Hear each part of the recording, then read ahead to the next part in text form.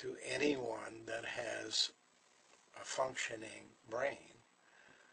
Reasoning, even without the intuition, would tell you that you don't build the pyramids unless you have some knowledge of hydraulics, for example. How do you lift those stones? How do you cut those stones? How do you move them?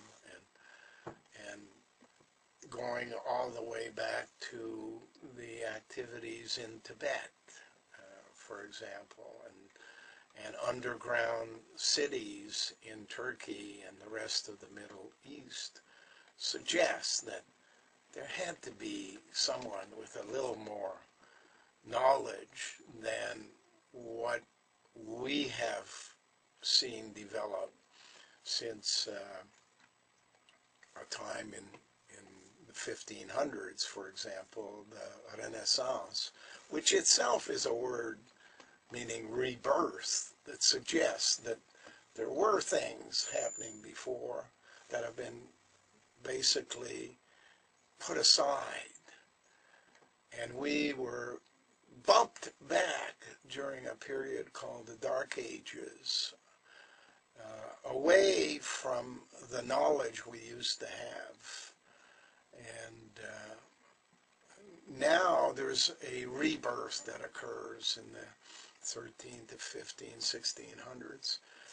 And most of it is simply a transfer of concepts, technology, out of the Far East through the adventures of Marco Polo, for example, and the explorers that go to China and Japan and India. This bringing and transferring this technology to the Medici family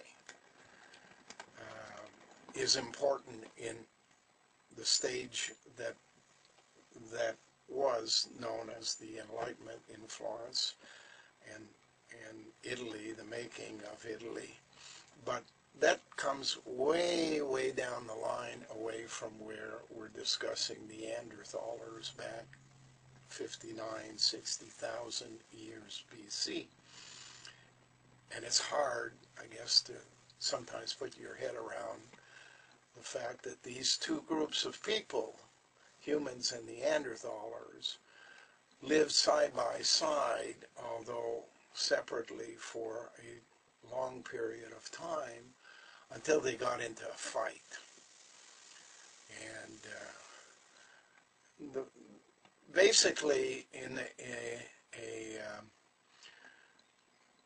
colony where clan mothers rule the show because they've earned that right by giving birth to the members of the clan, one can imagine that the men are out hunting and foraging to bring back food or building houses or places where people can stay and have their meals, houses for the clan mothers and the children, that kind of thing.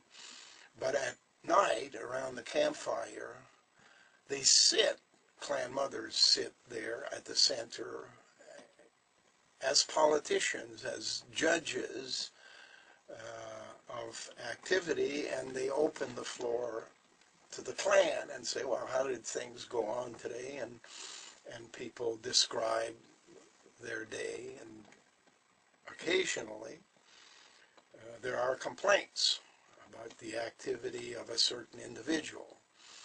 And in a clan society, an individual who has injured someone else and is judged to have done so is punished by the clan mothers by eviction for a temporary period of time, depending upon the offense. For example, if someone had stolen something from somebody else and was admitting to that fact, they might be evicted to go live on an island someplace 10 or 15 miles away or in a part of the forest where they have no contact with the clan for a period of time until they are retrieved and brought back in, and that could be a month or two.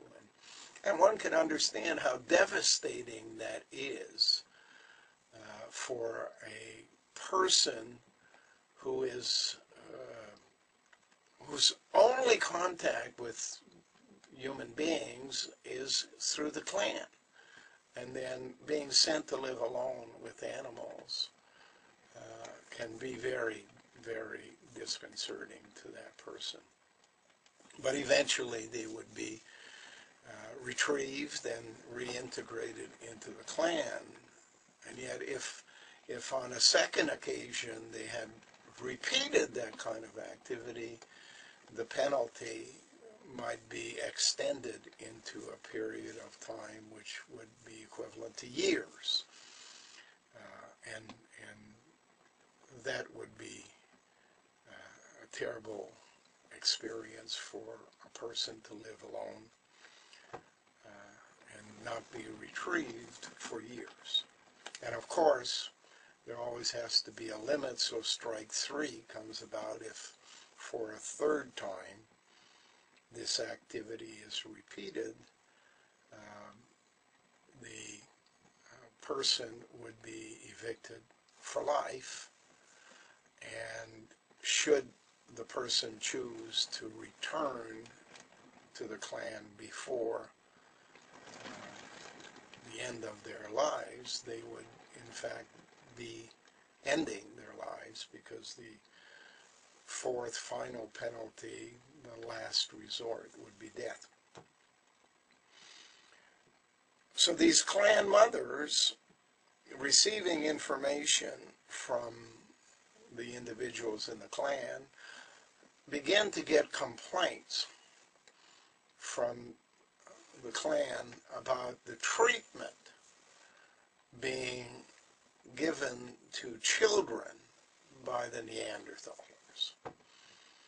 And over thousands of years, not a few days, this relationship that has come together begins to break down. And eventually the clan mothers have to send the Neanderthalers away to live in another part. And if one considers, say, Africa, Eritrea, and the space around it,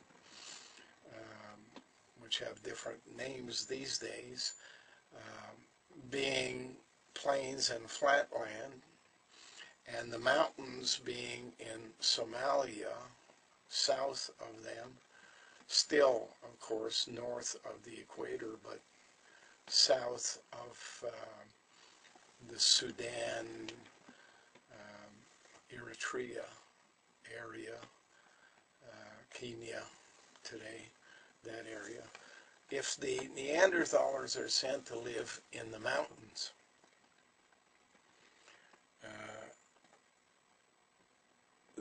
they are basically evicted as a group. And the material in the code and the activities one can decipher by reading through dictionaries. For example, here's a big dictionary, or Bible,